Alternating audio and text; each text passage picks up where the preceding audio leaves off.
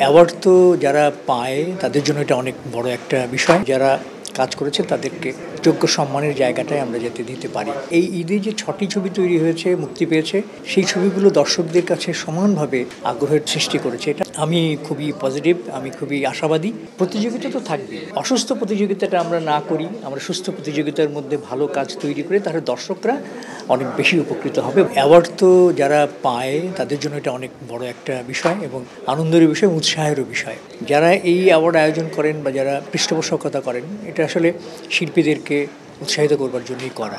আর আমরা যেহেতু শিল্প সাহিত্যের এই বিভিন্ন ক্ষেত্রে বিভিন্ন শাখায় যারা কাজ করছি, যেমন আমি অভিনয় ডিরেকশনের কাজে, তো সেই জায়গা থেকে এই বাইফাই অ্যাওয়ার্ডের একজন প্রধান জুরি হিসেবে যে দায়িত্ব পালন আমাকে করতে দিয়েছে, সেই জায়গা থেকে অন্যান্য যারা জুরি আছেন তাদের সহযোগিতায় আমরা চেষ্টা করেছি যে যারা কাজ করেছে তাদেরকে যোগ্য সম্মানের জায়গাটায় আমরা যাতে দিতে পারি, সেইভাবে আমরা কাজ করেছি। এবং আমার কাছে খুব ভালো লেগেছে যে এই উদ্যোগটা অনেক ভালো। এটা ওরা চতুর্থবারের মতো করছে। আমি মনে করি যে এটা আরও কন্টিনিউ করবে এবং শিল্পীদেরকে উৎসাহিত করবে, যারা সংস্কৃতির বিভিন্ন শাখায় কাজ করছে তাদেরকে উৎসাহিত করবে। আমি খুব রিসেন্টলি ভিকি জাহেদের একটি ওয়েব ফিল্মে কাজ করলাম, ওই সিরিজে কাজ করলাম, যেটার নাম হচ্ছে আঁকা। এটি একটি সাইকো থ্রিলার, যেটি ভিকি সবসময় করে থাকে, ওই ধরনের একটি কাজ। আমার ডিরেকশনে একটি টেলিফিল্মের কাজ করেছি খুব রিসেন্টলি, জিনাতে লেখা। দীপ্ত টেলিভিশনে আমার সিরিয়াল যাচ্ছে দেনা পাওনা। আর ঈদের কিছু কাজ করেছি যেগুলো ইতিমধ্যে অন এয়ার হয়েছে ইউটিউব চ্যানেল এবং টেলিভিশন চ্যানেলে। আর কিছু কমিটমেন্ট আছে যেগুলো নিয়ে পরিকল্পনা আছে, কাজ করছি। আশা করছি যে ঈদের এই সময়ে যে ছবিগুলো চলছে আমরা চেষ্টা করব ছবিগুলো দেখবার জন্য। ছবি না দেখে তো কোনো মন্তব্য করা খুব মুশকিল।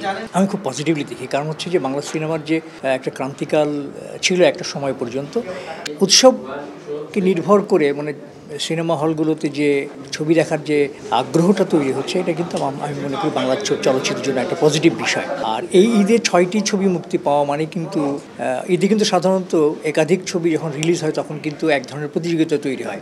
তারপরেও এই ঈদে যে 6টি ছবি তৈরি হয়েছে, মুক্তি পেয়েছে, সেই ছবিগুলো দর্শকদের কাছে সমানভাবে আগ্রহের সৃষ্টি করেছে। এটা বাংলা চলচ্চিত্রের জন্য অনেক বড় একটা পজিটিভ দিক বলে আমি মনে করি। এইভাবে যদি আমরা আমাদের নতুন যে নির্মাতারা যারা আছেন তারা যদি বাংলা চলচ্চিত্রে এর জন্য নতুন নতুন ছবি তৈরি করেন, ভিন্ন ভিন্ন গল্প যদি তারা দর্শকদের সামনে উপস্থাপন করেন, তাহলে আমি মনে করি যে বাংলা চলচ্চিত্রে যে দর্শকের যে আকাল, সেই আকালটা আসলে থাকবে না। এখন পর্যন্ত আমাদের চলচ্চিত্র উৎসব নির্ভর, এই কথাটি ঠিক, কিন্তু এর বাইরেও যে চলচ্চিত্র তৈরি হচ্ছে না তা কিন্তু নয়। দর্শকদেরকে আমরা যদি গল্প এবং নির্মাণশৈলী এবং অভিনয়শৈলী সব কিছু দিয়ে যদি দর্শকদেরকে আমরা কাছে টানার জন্য গল্প তৈরি করতে পারি, নির্মাণ করতে পারি, তাহলে অবশ্যই সারা বছর ধরে চলচ্চিত্রের প্রতি দর্শকদের এক ধরনের টান থাকবে বলে আমি মনে করি। সেই রকম ছবি যদি আমরা তৈরি করতে পারি, আমি খুবই পজিটিভ, আমি খুবই আশাবাদী।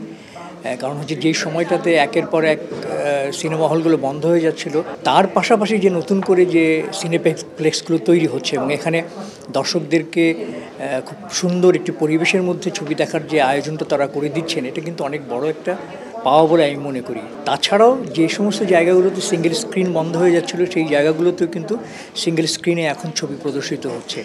এটাও কিন্তু আমি বলি যে বাংলা চলচ্চিত্রের জন্য একটা পজিটিভ বিষয়। আমি খুবই আশাবাদী। আমার কাছে খুব ভালো লেগেছে, কারণ হচ্ছে যে প্রতিযোগিতা তো থাকবেই। কারণ আমি একটা কাজ যে আনন্দ বা উৎসাহ নিয়ে করব, আমার আরেকজন যে আমার কো-আর্টিস্ট বা আমার যে নির্মাতা আছে, তিনিও যে একটি কাজ করছেন, তার প্রতি অবশ্যই আমার একটা শ্রদ্ধাবোধ অবশ্যই থাকবে। এবং পাশাপাশি প্রতিযোগিতা যদি না থাকে তাহলে কিন্তু ভালো কাজ তৈরি হয় না। তো অসুস্থ প্রতিযোগিতাটা আমরা না করি, আমরা সুস্থ প্রতিযোগিতার মধ্যে ভালো কাজ তৈরি করে তাহলে দর্শকরা অনেক বেশি উপকৃত হবে ভালো ভালো ছবি দেখবার জন্য। আমি সেটাই চাই। সবগুলো ছবি না দেখলে আমি বলতে পারবো না যে কোন ছবিটার সাথে কোন ছবিটার পার্থক্য কেমন। আমার নিজেরও একটা স্যাটিসফ্যাকশনের দরকার আছে।